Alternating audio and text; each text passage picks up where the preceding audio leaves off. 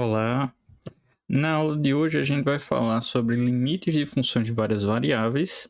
Vamos ver a definição, analogias e diferenças com os limites de funções reais de uma variável que são estudadas lá em cálculo 1. Então, a definição considera uma função que aqui, só para exemplificar, estamos considerando a função com domínio sendo um subconjunto R2. Toma um ponto x0 e y0 de acumulação em A, certo? Então, um ponto do qual a gente pode se aproximar dentro do domínio da função.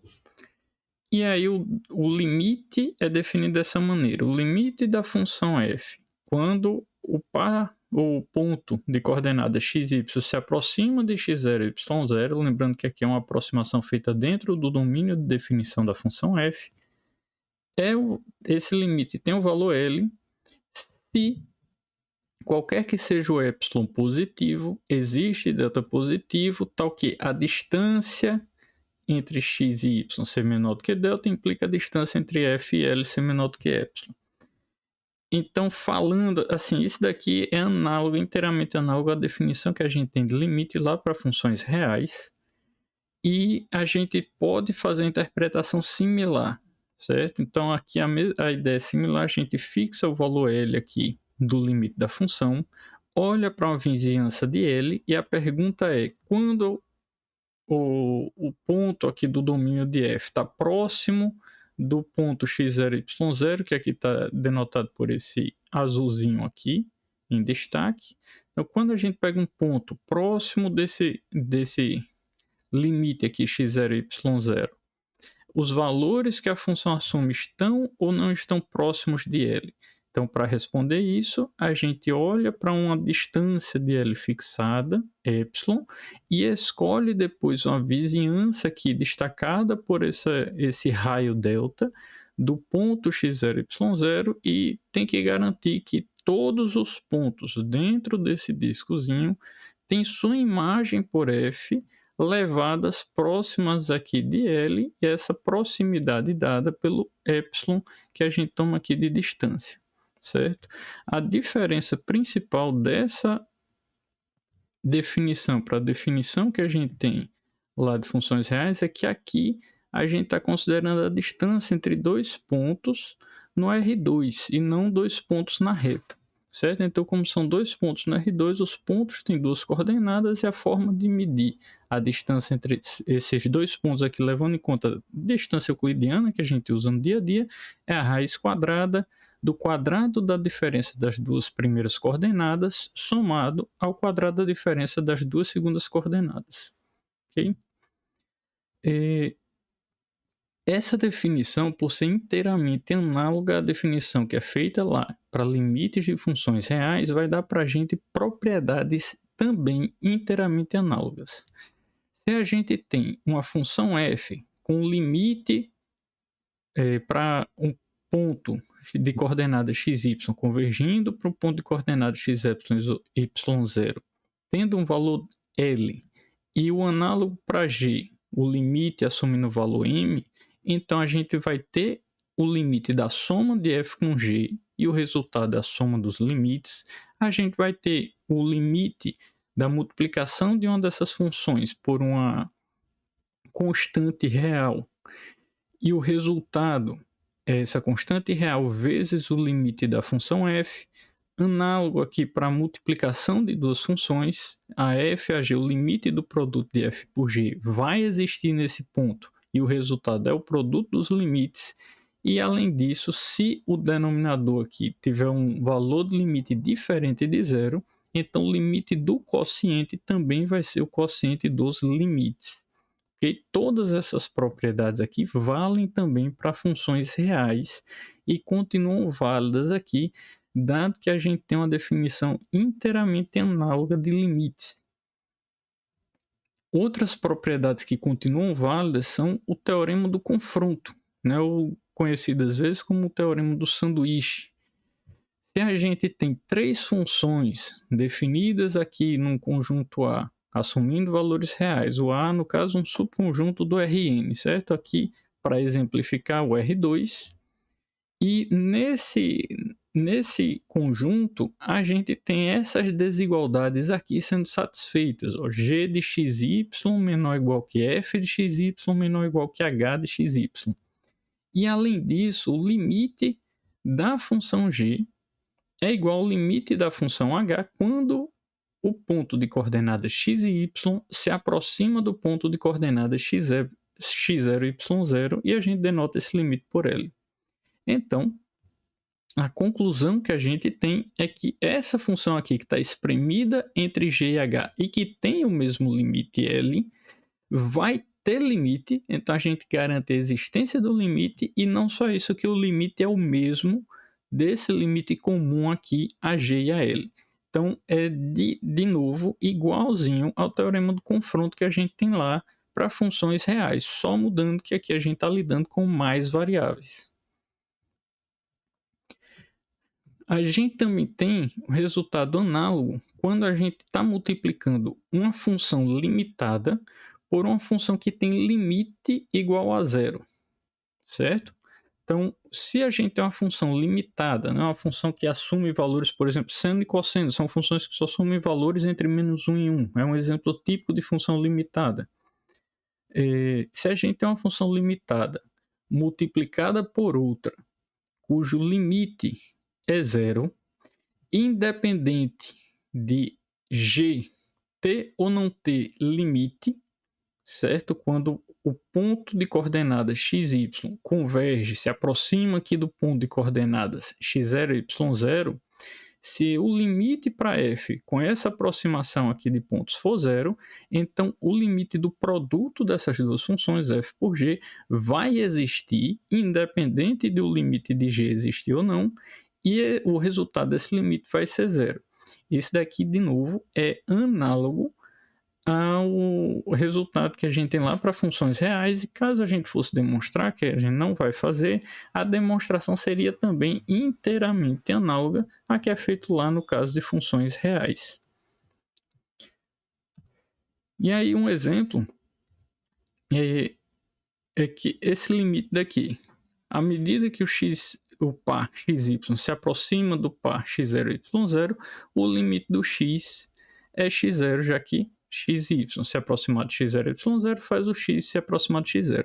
A rigor, todas as provas, ou boa parte das provas que a gente faz a respeito de limites, de o limite satisfazer algum valor, teria que ser com base nessas propriedades, certo? Então a gente já teria a garantia da existência de alguns limites e com base nessas propriedades aqui a gente garantiria a existência do limite para uma soma, para um produto por número real, para a multiplicação de duas funções ou para o quociente de duas delas. A gente também poderia utilizar o teorema do confronto, né? Se a gente conhece dois limites de f e g, a gente garantir a existência do limite para uma terceira função, que seria uma função f espremida entre as funções f e g. Usar o teorema, esse teorema daqui, que uma função é limitada, multiplicada por outra com limite zero. Então, o limite do produto vai existir e vale zero. Ou fazer uso direto da definição, certo? O uso da definição não é papel em geral de uma disciplina de cálculo, só que a gente poderia fazer, por exemplo, o uso dela para essa demonstração aqui, certo? A gente não vai fazer, mas esse resultado é bastante intuitivo, né? O limite, quando o par xy se aproxima de x0 e y0, faz com que o valor de x se aproxime de x0. Isso daqui tem algumas consequências quando a gente vai fazer uso daquelas propriedades, como eu falei. Uma vez que a gente sabe que esse limite aqui existe, então vai existir também, por exemplo, o limite quando o par xy se aproxima de x0 e y0 de qualquer potência de x, e vai ser x0 elevado a n. Isso daqui a gente justifica porque é o produto de n funções cujo limite dá x0. E aí vai ser n vezes o produto do limite, que é x0. De maneira análoga, esse limite aqui também é válido para o y.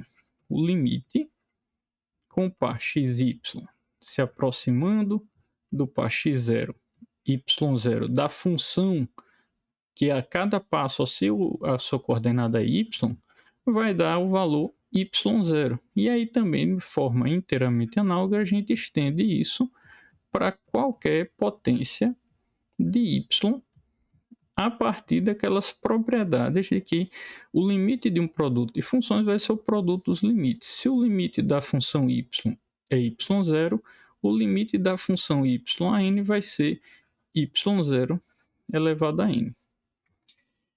E aí, se a gente conhece agora o limite de uma potência de x, o limite de uma potência de y, a gente vai conhecer o limite do produto de potências de x e y.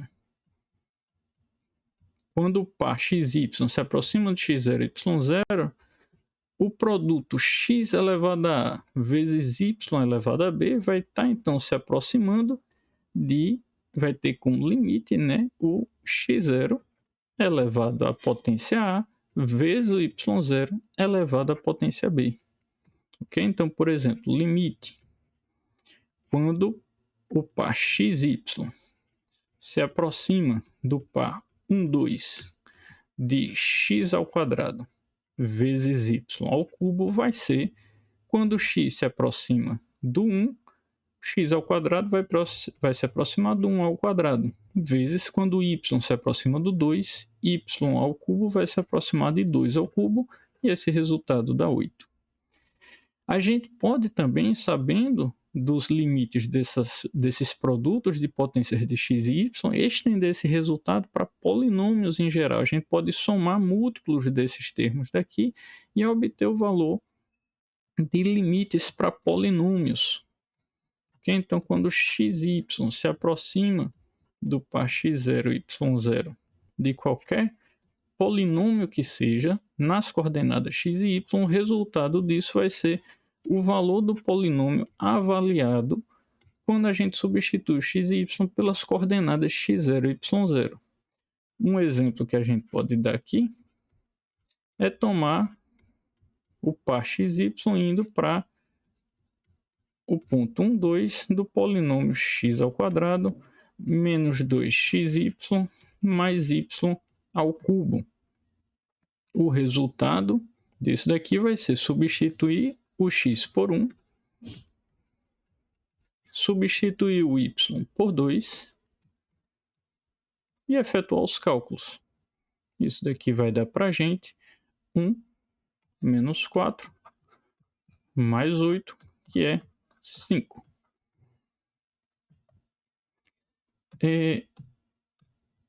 Outras funções, como por exemplo o seno, a gente pode fazer uso também do limite trigonométrico fundamental.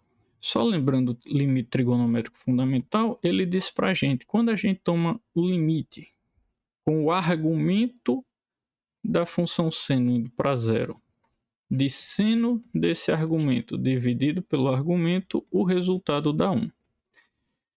Então, aqui, a gente tem o seno com o argumento x ao quadrado mais y ao quadrado, dividido pelo mesmo argumento x ao quadrado mais y ao quadrado, e esse argumento vai para zero à medida que o par xy se aproxima de zero. Então, aqui a gente tem mais um caso do limite trigonométrico fundamental e o valor desse limite aqui vale 1.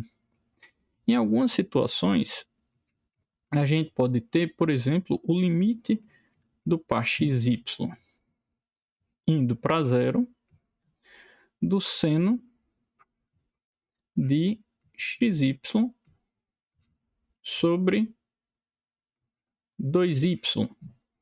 Quando vemos um limite desse tipo daqui, a gente tem que observar qual é o argumento da função seno e sobre o que o seno está sendo dividido. Como não são as mesmas coisas, a gente tem que fazer com que elas se tornem a mesma coisa.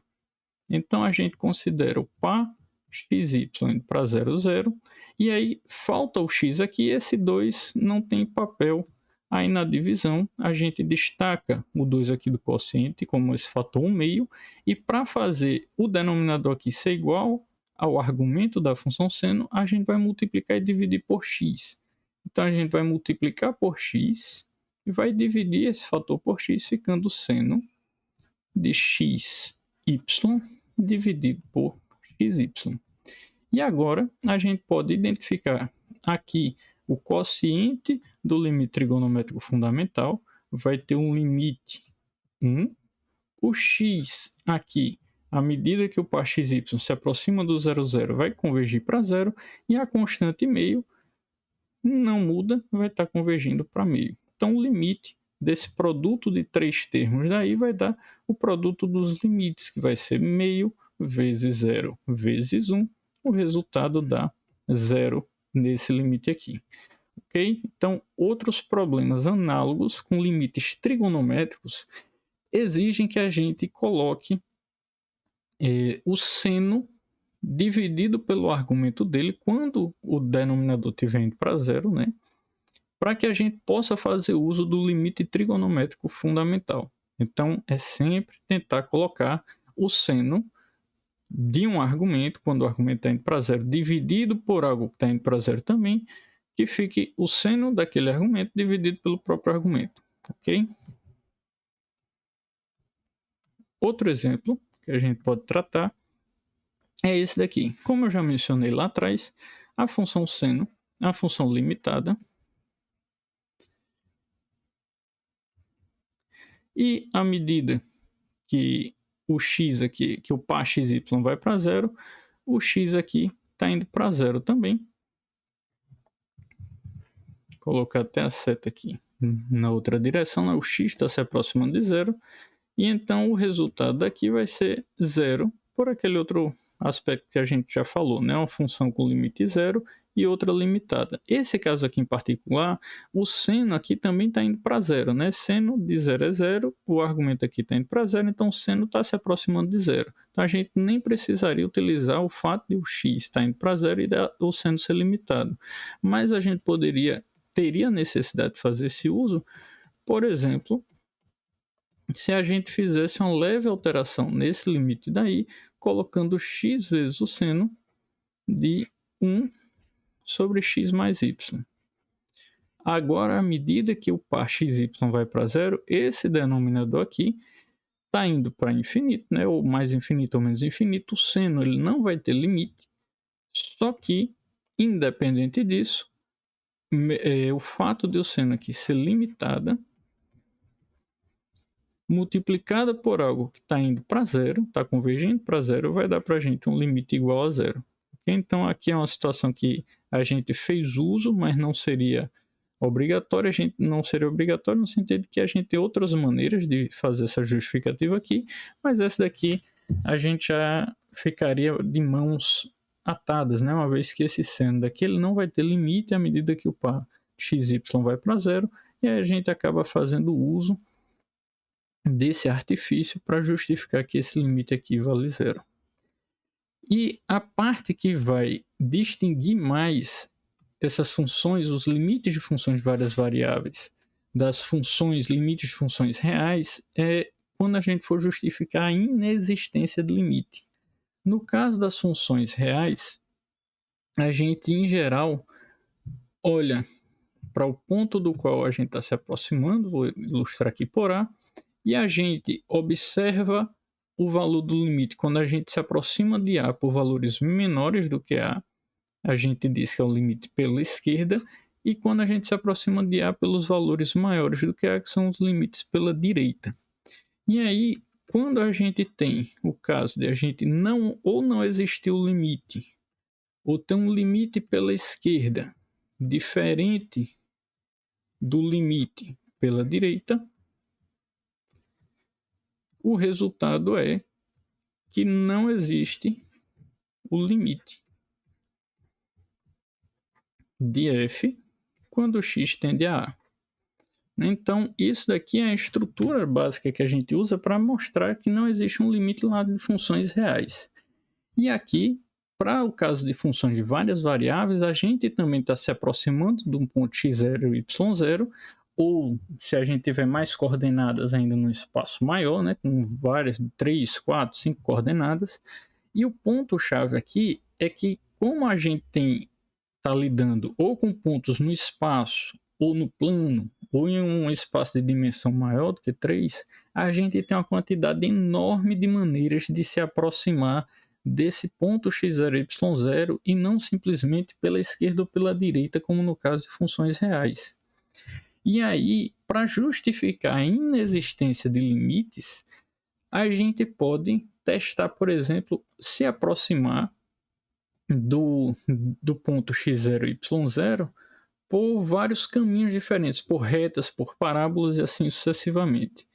Aqui estou colocando o ponto x0 e y0. Reparem que se o denominador for diferente de zero, nesse limite daqui, aí a gente pode simplesmente fazer a substituição direta, porque a gente teria aqui um quociente de dois polinômios. Se o denominador for diferente de zero, o resultado seria x0 ao quadrado mais y0 ao quadrado dividido por x0 ao quadrado menos y0 ao quadrado.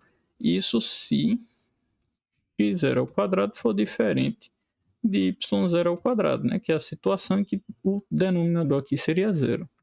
E em situações em que o denominador vale zero, como por exemplo, quando o par xy está se aproximando da origem. Esse caso daqui, o denominador vai para zero e o numerador também. Então, o limite aí existe ou não? A gente sabe que em algumas situações existe, em outras não, né? Aqui a gente faz o seguinte, a seguinte estratégia: a gente usa a aproximação à origem por caminhos diferentes. Então, vamos escolher aqui um caminho.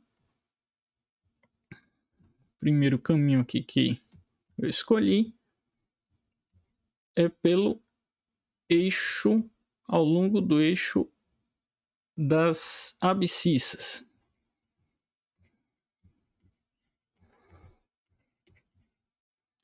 Ao longo do eixo das abscissas, ao longo desse eixo, a gente tem aqui a segunda coordenada zero, né? Então, a gente está olhando o limite quando o par x0 está se aproximando do par 0, 0.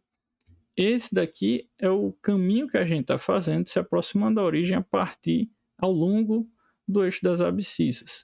Nesse caso daqui, o y valendo zero, a nossa função se reduz a x ao quadrado dividido por x ao quadrado, que é 1. É uma função constante igual a 1, o limite vai dar 1. Testando um segundo caminho,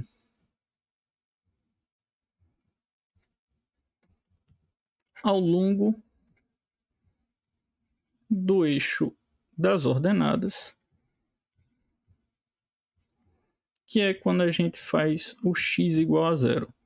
Nesse caso, o limite com o par, quando o x é feito zero, né, o par fica sendo 0y, está se aproximando do par 0, 0. Essa função aqui, fazendo o x igual a zero, fica y ao quadrado dividido por menos y ao quadrado. Esse quociente aqui é constante e dá menos 1, que é o limite que a gente obtém. Então, reparem o seguinte: a gente seguiu caminhos diferentes para se aproximar do ponto de interesse e obteve como resultado limites diferentes, né? Valores diferentes de limite. E isso implica para a gente a inexistência do limite. A gente utilizou caminhos diferentes para se aproximar ali do ponto x0, ou da origem, né, 0, 0, e esses caminhos diferentes deram para a gente limites distintos. Tendo dado limites distintos, isso implica para a gente que o limite que a gente estava buscando avaliar efetivamente não existe. Ok? O objetivo da aula de hoje era esse. É importante resolver mais exemplos de funções desse tipo daqui para mostrar a inexistência de limite, geralmente seguindo aí estratégias como essa de olhar para caminhos diferentes ou ao longo dos eixos ou outras formas de reta ou mesmo parábola, certo? E treinar, treinar e treinar para conseguir identificar, às vezes, só de bater o olho, que caminhos você considera distintos de aproximação para o ponto em consideração para justificar a inexistência de um limite. Ok?